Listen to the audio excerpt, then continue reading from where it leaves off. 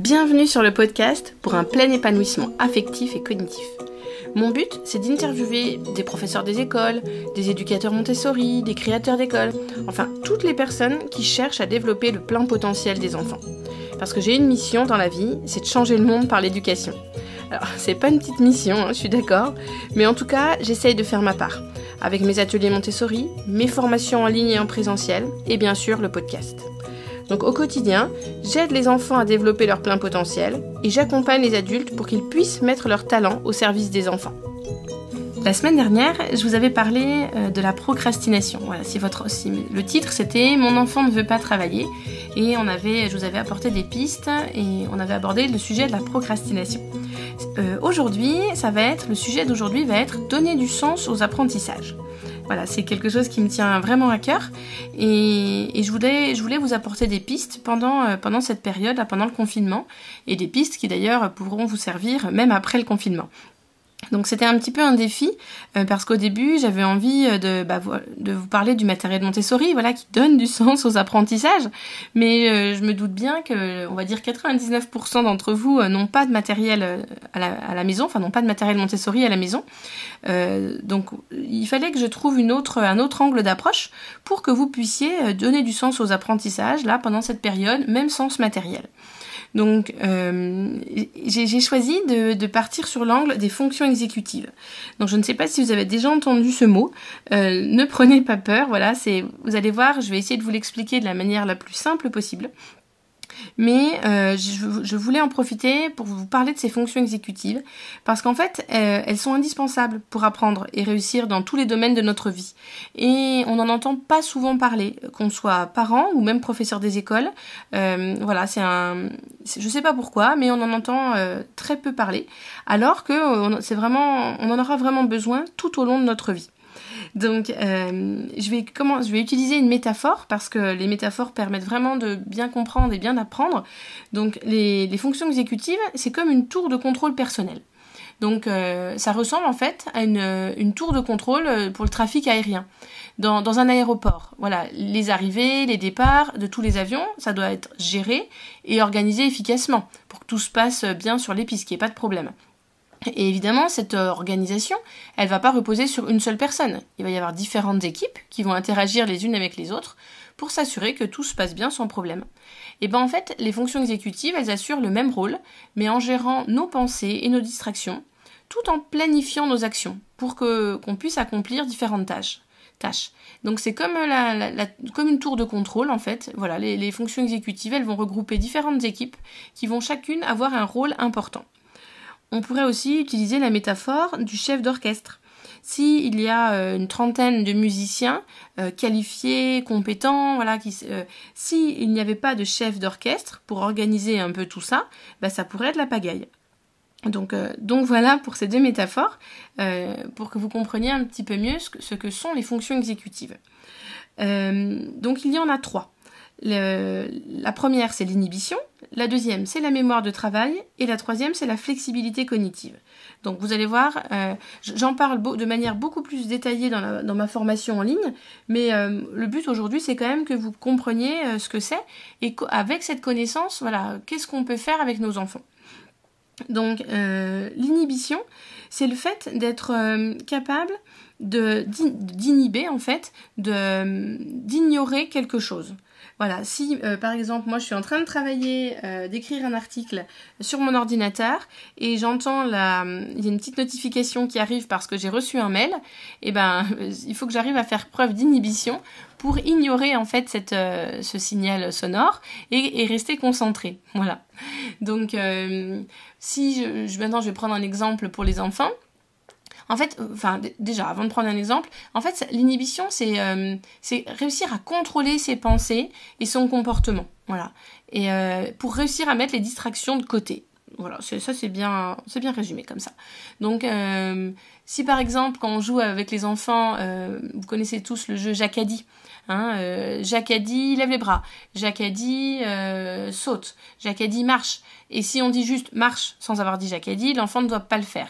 Donc là, c'est vraiment dans ce jeu, les enfants doivent inhiber l'action à accomplir si on n'a pas dit Jacques a dit juste devant. Voilà. Donc ça, c'est un petit jeu qu'on peut faire avec les petits, dans une autre langue aussi, avec les plus grands. Et les enfants doivent faire preuve d'inhibition. Maintenant, j'aimerais vous parler du deuxième, la mémoire de travail. En fait, la mémoire de travail, elle va nous permettre de garder des informations en mémoire pour ensuite les manipuler, mais pendant une courte période de temps.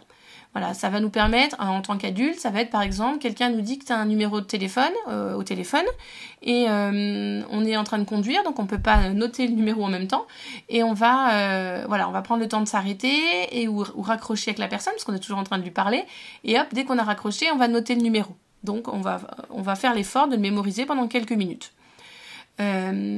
Donc voilà, la mémoire de travail, on en a vraiment besoin dans toutes nos actions du quotidien, que l'on soit enfant ou adulte, on n'en a même plus conscience, mais on s'en sert tout le temps. Dans un problème mathématique, ça va être par exemple de mémoriser une information avant de pouvoir faire la suite. Voilà, c'est garder une information en tête quelques secondes ou quelques minutes. Donc par exemple, avec les enfants, quand on joue au memory, donc retrouver des paires, des images identiques, l'enfant va essayer de mémoriser où était la carte pour, au tour d'après, quand ça sera son tour, pouvoir retourner les deux cartes identiques. Voilà. Donc le memory, c'est un jeu qui permet vraiment de développer la mémoire de travail, mais voilà, on s'en sert vraiment tout le temps de cette mémoire de travail. Quand, par exemple, quand un enseignant dicte un texte aux enfants, l'enfant, il va pas forcément écrire les mots à la même vitesse, mais il doit les retenir, les garder en mémoire pour pouvoir les écrire en même temps. Donc, ça va être... c'est vraiment... cette mémoire de travail, on s'en sert tout le temps. Et le dernier, ça va être la flexibilité cognitive. Donc ça, c'est le fait d'alterner entre différentes tâches. Un petit de 3 ans à peu près, si on lui demande de trier des images dans 2 boîtes, par exemple les motos d'un côté, les vélos de l'autre, si d'un seul coup la consigne change et qu'on lui dit maintenant tu vas mettre les véhicules rouges dans cette boîte, les véhicules bleus dans celle-là, vers 3 ans à peu près, ils commencent à y arriver, mais il y a un moment, quand ils sont vraiment trop jeunes, ils ne peuvent pas s'adapter à ce changement de consigne. Voilà, c'est juste pas possible jusqu'à un certain âge, c'est pas possible, et puis un jour ils y arrivent.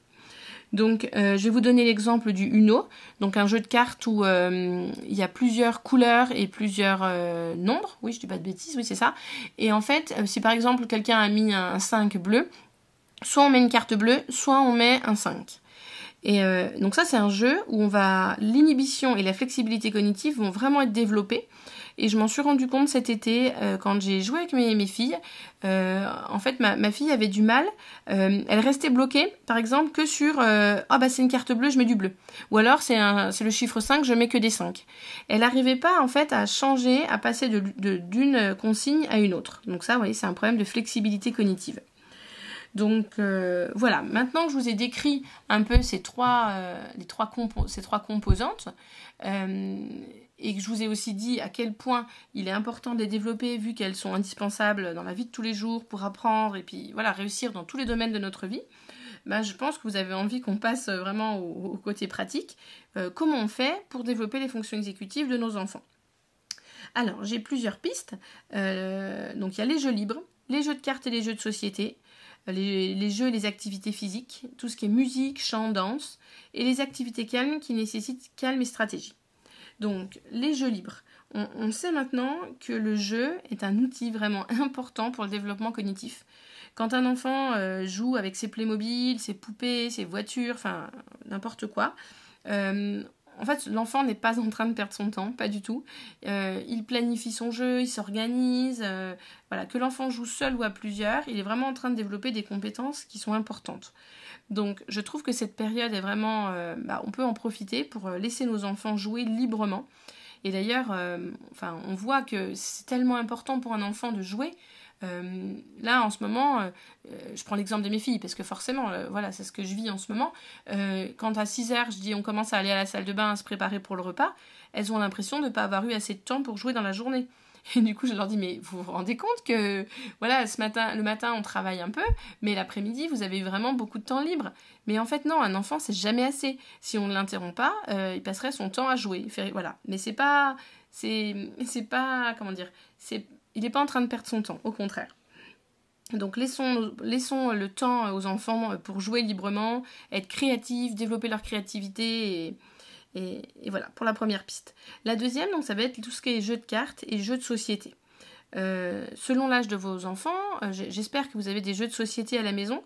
Vous pouvez je vous invite à faire l'inventaire de tous les jeux que vous possédez. Vous faites le tour de votre maison et vous regardez, vous faites un tas de tous les jeux de société que vous avez.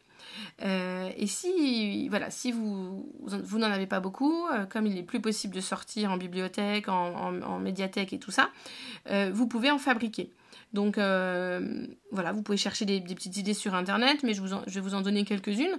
Le petit bac, par exemple. Même si on n'a pas le support, la boîte, c'est un jeu qu'on peut vraiment faire juste avec des crayons et des papiers. Donc vous choisissez vos catégories, ville, capitale, légumes, prénom, sport, à vous de voir. Et vous choisissez par exemple une lettre. Et après, en 2 minutes, 3 minutes, 5 minutes, vous devez trouver un mot qui commence par cette lettre. Par exemple, une ville, une capitale, etc. Donc ça, c'est un jeu qui développe vraiment, qui est vraiment intéressant. Sinon, ça peut être aussi de deviner un nombre. Nous, on a fait ça en français et en anglais. Donc on disait, on doit deviner un nombre entre 70 et 90 et on a le droit de poser que 3 questions. Donc, il a fallu développer des stratégies. Donc, souvent, on demandait est-ce que c'est un nombre pair ou un nombre impair. Est-ce qu'il est plus grand que, plus petit que. C'est vraiment sympa comme jeu. Et si vos enfants sont jeunes, vous pouvez très bien écrire les nombres sur des bandes de papier pour avoir un support pour ce jeu. Donc voilà, je vous invite vraiment à profiter de cette période pour faire des jeux de société avec vos enfants, pour qu'ils jouent aussi ensemble, entre eux, si vous avez plusieurs enfants, parce qu'on apprend énormément à travers les jeux, et c'est vraiment un moyen de développer les fonctions exécutives. Ensuite, c'était les jeux et les activités physiques. Donc si vous avez la chance d'avoir un jardin ou en tout cas une maison ou un appartement suffisamment grand, vous pouvez en profiter pour faire des jeux, des activités physiques avec des ballons, avec des chronomètres, à vous d'être inventif. La 4e piste, c'était tout ce qui est musique, chant et danse. Donc c'est un autre moyen de développer les fonctions exécutives. Les instruments de musique aussi pour les enfants un peu plus grands. Donc à vous de voir si c'est possible. Et le dernier, c'était les activités calmes qui nécessitent calme et stratégie. Donc la méditation, ça permet aussi de développer les fonctions exécutives. Donc voilà toutes les pistes, les jeux libres, les jeux de cartes, les jeux de société, les activités physiques, musique, chant, danse et les activités calmes qui nécessitent calme et stratégie. Ce que je voudrais rajouter sur les fonctions exécutives, c'est que c'est un potentiel qui se développe ou qui ne se développe pas. En fait, on n'est pas né avec des bonnes fonctions exécutives. Tout dépend de l'environnement dans lequel l'enfant va grandir et savoir s'il aura la possibilité de les développer ou pas. Et pour développer pour développer de bonnes fonctions exécutives, l'enfant, ça va se faire par sa propre activité. Ça veut dire que l'enfant, il doit faire par lui-même. Et souvent, dans nos vies un peu trop remplies, avant le confinement, on ne prenait pas le temps. Quand on a des petits, on ne va pas leur laisser le temps de se chausser, de faire leurs lacets, de s'habiller. On va beaucoup faire à leur place. Et en fait, ça peut donner à réfléchir même pour après. Mais c'est vraiment l'enfant, c'est par lui-même qu'il va pouvoir développer ses fonctions exécutives. Donc, dans les écoles Montessori, il va y avoir beaucoup d'activités de vie pratique pour les 3-6 ans. Donc sur des plateaux, il va y avoir des petites activités pour que l'enfant puisse s'exercer. Donc ça va être aussi arroser, il va y avoir des plantes que les enfants vont pouvoir les arroser, ils vont couper une pomme pour préparer le goûter. Donc voilà, dans les écoles Montessori, j'ai un peu tendance à trouver des fois que les activités de vie pratique, elles sont un peu mises sur un plateau. Donc je trouve qu'il y a quand même un petit côté... C'est bien parce que ça permet aux enfants de s'entraîner, mais il y a un petit côté artificiel. Je ne sais pas si vous avez déjà vu des supports avec par exemple une fermeture éclair ou un support avec des boutons. Et donc c'est très bien parce que l'enfant peut s'entraîner. Mais pour moi, quand l'enfant va remonter la fermeture éclair de sa polaire ou de son sweat, c'est une bonne occasion de s'entraîner pour les petits. Donc, je pense que la vie pratique, en fait, il y en a, notre maison, notre quotidien est fait pour développer toutes ces activités de vie pratique. Donc, le fait de laisser les enfants participer, leur donner ce temps de participer avec nous aux activités de tous les jours, et ben ça va être une sacrée opportunité pour qu'ils développent leurs fonctions exécutives. Donc, si vous voulez des exemples concrets, ça va être par exemple faire les vitres, vider le lave-vaisselle, arroser les plantes, s'habiller tout seul, préparer le repas. Selon l'âge de l'enfant, voilà, on va adapter. Les petits, ils vont nous aider. Les plus grands, ils peuvent se dire, bon allez, je fais la recette tout seul de A à Z. Si vous avez un potager, ça va bientôt être le moment de commencer à en prendre soin.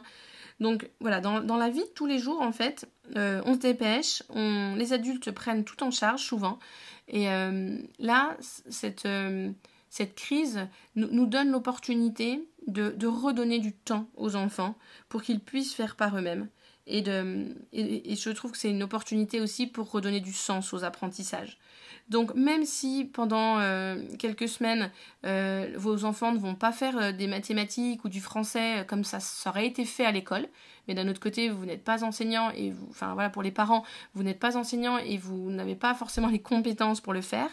Mais par contre, tout ce que j'ai cité là pour développer les fonctions exécutives, ça c'est possible. Donc si vous n'arrivez pas à suivre tous les exercices que les enseignants vous donnent en tant que parent, ne vous inquiétez pas, il y a plein d'autres choses que vous pouvez faire pendant cette période. Et suivre l'élan aussi, l'élan de vos enfants, leurs envies. Ça, c'est pareil, quand ils vont à l'école, on n'a pas le temps en fait. Mais l'autre jour, mes filles ont décidé de faire une pièce de théâtre. Je discutais avec une amie, son fils a décidé d'écrire un livre. Donc chaque jour, il écrivait plusieurs chapitres, ou un chapitre par jour, je ne sais plus. Mais voilà, suivre l'élan et les envies de nos enfants. Et en fait, quand on leur fait confiance, on se rend compte qu'il y a plein de choses qui peuvent venir d'eux. Et ce que je reproche à l'école traditionnelle, c'est qu'en fait les adultes ont toujours savent toujours à la place de l'enfant, alors aujourd'hui on va apprendre ça, aujourd'hui on va faire ça. Mais je pense que c'est aussi une opportunité pour redonner de la place à l'enfant. Et quand on suit son élan, ses envies, il y a plein de choses qui vont naître. Je voulais vous donner un exemple là. Ma fille a fait a fait plusieurs Skype avec sa copine pour garder le lien. Et en fait, elles ont réussi à jouer. Hein, l'écran ne les a pas du tout dérangées, même si elles n'étaient pas ensemble physiquement. Elles se sont quand même lancées dans un jeu super, un jeu d'agent secret. J'ai vaguement entendu.